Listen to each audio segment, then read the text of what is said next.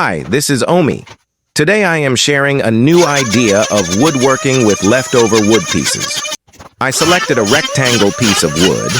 It was rough size, so I started planning it with my electric planer. I usually like to work with electric tools because these tools makes work so easy and clean. After planning it, I decided to make a medium-sized chopping board. After all the process, I started it, sanding with electric sander. I don't have an electric sander, so I converted my angle grinder to a perfect sender. After sanding properly, I cleaned all the corners manually with sandpaper. After it was completed, I applied food-safe oil to make it shiny and water-resistant. Once my chopping board is complete, I'll cut some veggies for demonstration. Thanks for watching.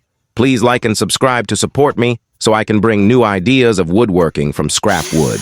Please share my videos as much as you can so my channel get 1 million views.